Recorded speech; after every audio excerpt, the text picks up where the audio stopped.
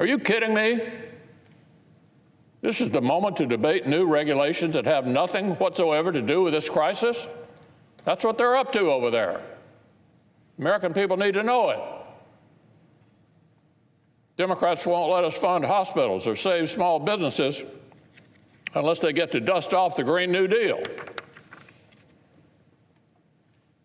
I'd like to see Senate Democrats tell New York City doctors and nurses who are literally overrun as we speak that they're filibustering hospital funding and more masks because they want to argue with the airlines over their carbon footprint? I'd like to see Senate Democrats tell small business employees in their states who are literally being laid off every day that they're filibustering relief that will keep people on the payroll because Democrat special interest friends want to squeeze employers while they're vulnerable. Squeeze these employers while they're vulnerable. I'd like to see Senate Democrats tell all American seniors who've seen their hard-earned retirement savings literally melt away as the markets track toward their worst month since 1931, that they're continuing to hold up emergency measures over tax credits for solar panels. Tax credits for solar panels. Even with the Federal Reserve announcing even further extraordinary steps today, the markets are tanking once again, as I said, because this body can't get its act together. And the only reason it can't get its act together is right over here on the other side of the aisle. So these are just a few of the completely non-germane wish list items that they're rallying behind, preventing us from getting this emergency relief to the American people right now. 11th hour demands that Democrats have decided are more important than Americans' paychecks and the personal safety of doctors and nurses. So remember what one of Speaker Pelosi's top lieutenants in the House said just a few days ago, and this is a direct quote: "This is a tremendous opportunity to restrict things to fit our vision." To fit our vision.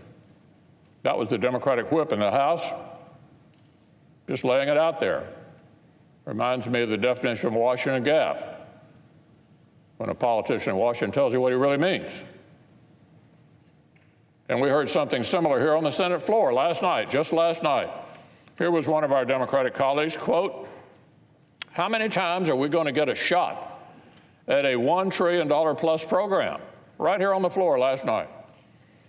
I don't know how many trillion plus packages we're going to have. In other words, let's don't waste this opportunity to take full advantage and get our whole wish list done. They ought to be embarrassed, Mr. President. In fact, I've heard from some of them who are embarrassed. Talking like this is some juicy political opportunity. This is not a juicy political opportunity. This is a national emergency. We had days of productive bipartisan talks to get to this point. Senate Democrats sat down with Senate Republicans and negotiated furiously to get to this point. The bill now contains a huge number of changes that our Democratic colleagues requested, including major changes. We were this close. This close. Then yesterday morning, the Speaker of the House flew back from San Francisco. And suddenly, the Senate's serious bipartisan process turned into this left-wing episode of supermarket sweep. Unrelated issues, left and right. I'll tell you what will really lower our carbon footprint, Mr. President. If the entire economy continues to crumble, with hundreds of thousands more Americans laid off because Senate Democrats won't let us act, that'll lower our carbon footprint, all right. Every single American outside of Washington knows this is no time for this nonsense. A surgeon in Fresno, California says, quote, "We're at war with no ammo. We are at war with no ammo." That's a surgeon in Fresno. An intensive care nurse in New York City says, if we don't get the proper equipment soon, we are going to get sick. Democrats are filibustering more masks and aid for hospitals. Every day, more Americans wake up to the news that their jobs are gone. Their jobs are gone. Democrats are filibustering programs to keep people on the payroll. And they're filibustering a huge expansion of unemployment insurance, which they themselves negotiated and put into the bill. Hundreds of dollars extra per week for laid-off workers on top of existing unemployment benefits. And Democrats are blocking it. This has got to stop. And today's the day it has to stop. The country's out of time. Out of time. When the Democratic House passed their Phase 2 bill, even though Senate Republicans would have written it very differently, we sped it through the Senate and passed it quickly without even amending it. I literally told my colleagues to gag and vote for it for the sake of building bipartisan momentum.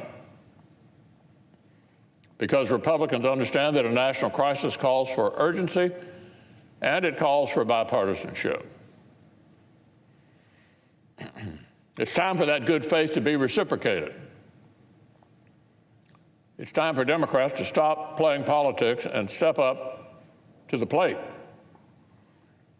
The small businesses in their own states deserve it. Their own state's emergency room doctors deserve it. Their own constituents who've lost their jobs deserve it. In my home state of Kentucky, the governor has effectively paused commerce across the state, and our unemployment system crashed due to demand. Kentuckians need help now, and we aren't alone. I've heard the pleas from healthcare workers in New York and Seattle. I've listened to the small business owners crying out in Brooklyn and Chicago. Why does only one side understand that this is urgent? Why are these hard-hit cities, our own senators, are happy, really, to keep this slow walking going on indefinitely? Is that really something these folks on the other side are comfortable with? Indefinitely slow walking all of this? How can half the Senate not rise to the occasion at a time when everybody else in the country is pulling together? They're pulling us apart. The examples are all over the country that we ought to look to. Healthcare heroes, to neighborhood volunteers, to national industries, everybody is unifying and pitching in. What about here in the Senate?